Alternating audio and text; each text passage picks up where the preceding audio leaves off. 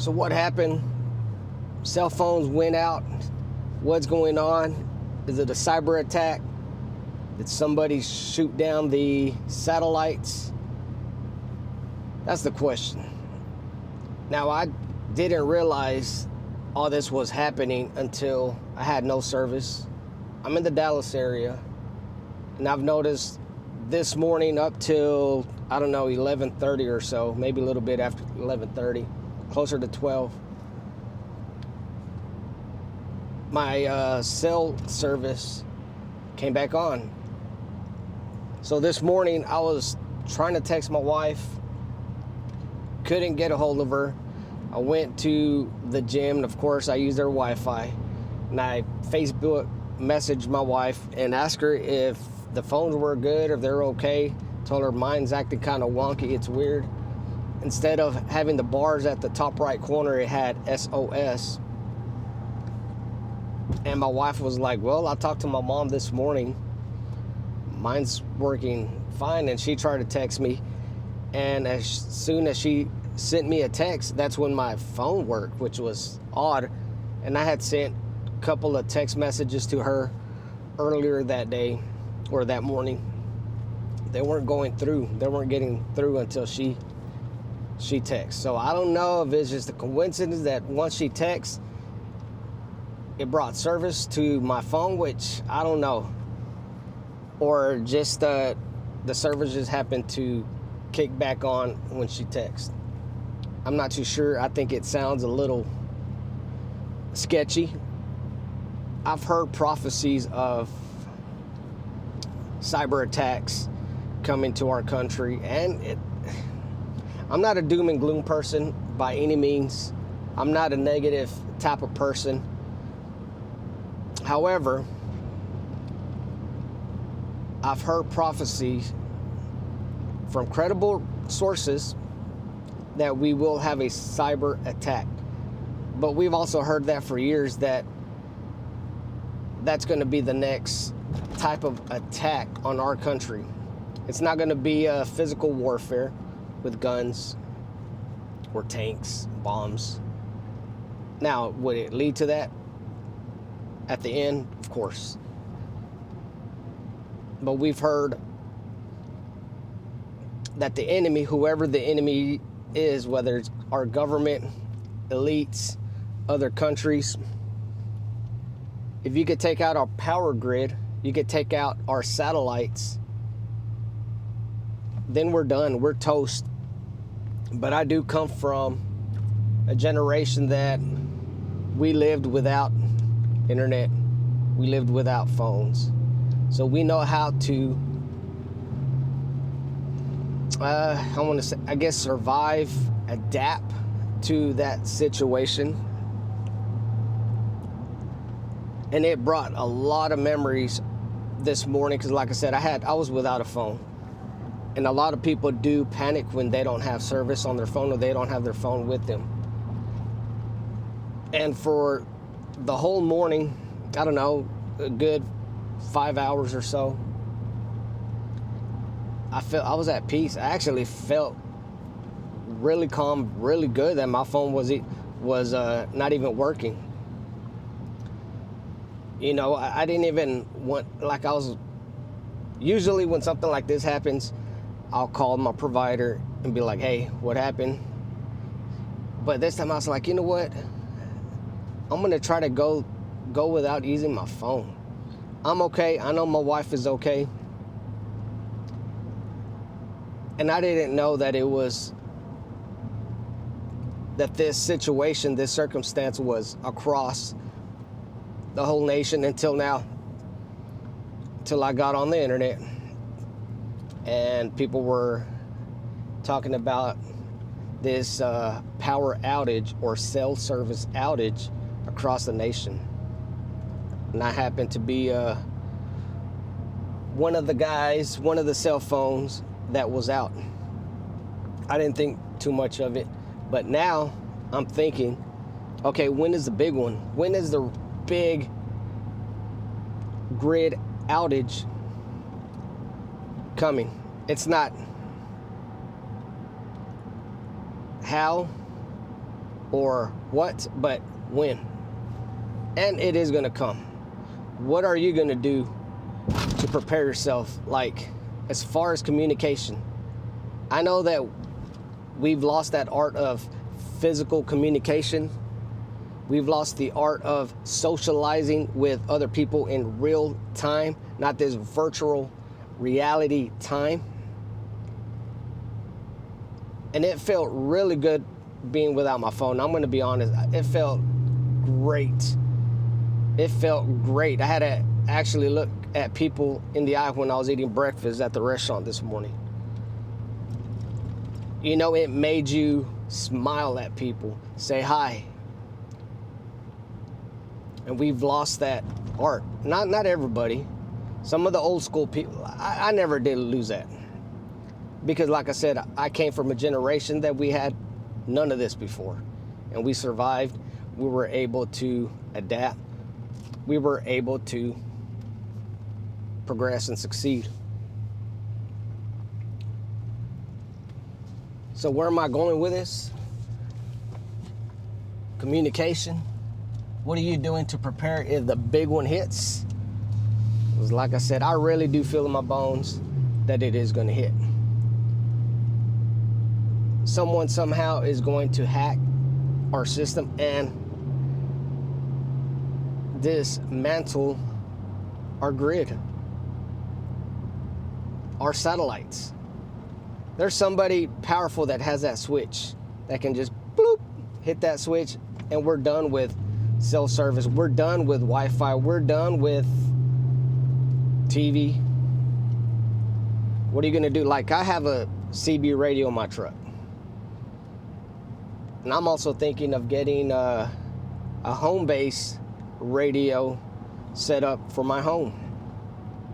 I have walkie-talkies, just in case if need be, my wife can take one to work and I could keep one, and we have communication there.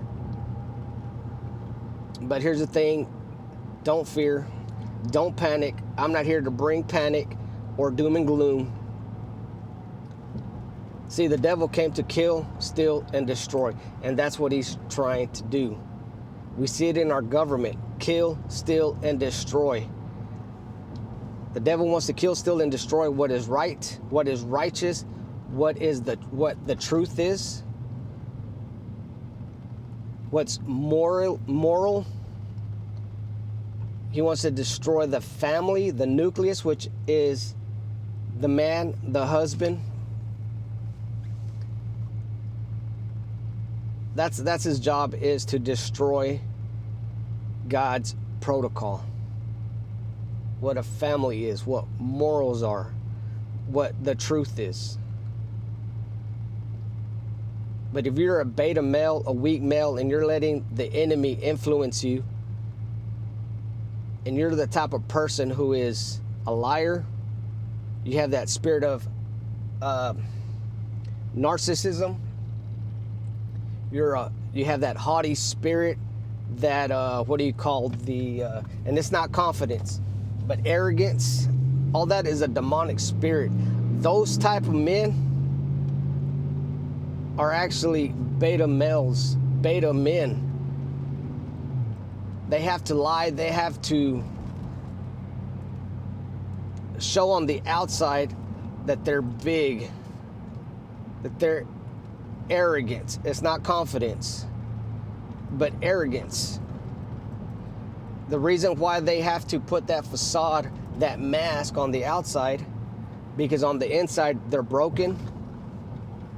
They've been abused when they were children. They've opened the door to demonic spirits to enter them.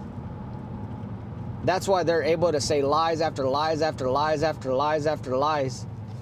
And it seems like they kind of get away with these lies. But at the end, they don't. You know, a lot of people can see through their BS. Pardon my French, but their BS. Bullcorn. We'll just say bullcorn. The devil is pissed. The devil is he's mad. He's trying to do everything he can right now to dismantle this country, to dismantle the nucleus of the home. He's trying to dismantle God's protocol for a family. And it's crazy that it always happens during an election. The devil is trying so hard to crash this election, to crash this nation. This nation, and I'm not a political guy, and I'm not a historian, and I'm not trying to be a historian, but this I know, our founding fathers,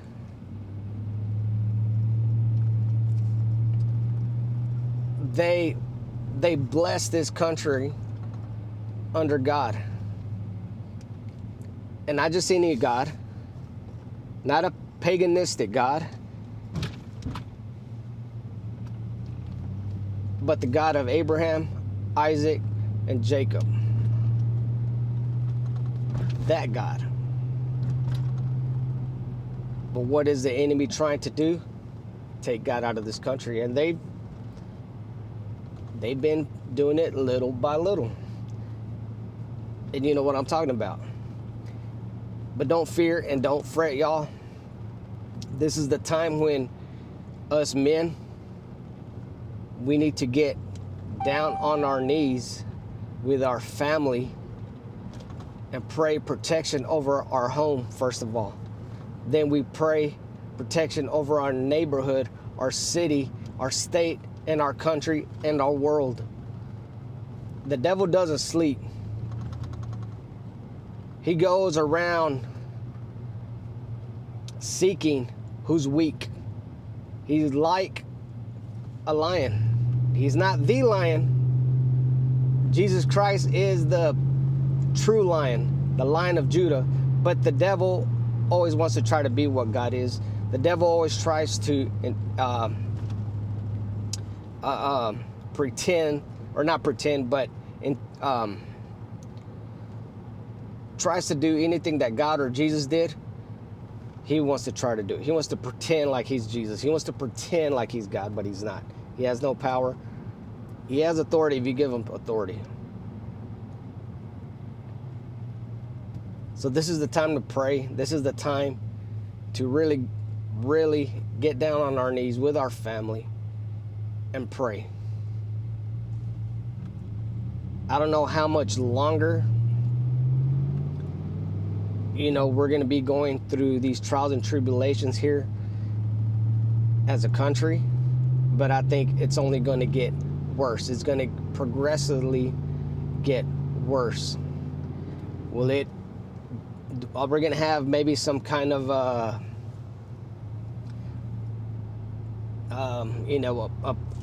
season of maybe, okay, cool, we could breathe. I'm sure we will. But then the enemy comes and tries to take that peace. But we will never run out of peace. That's the thing about God's kingdom, is we will never be without peace. Jesus is the Prince of Peace.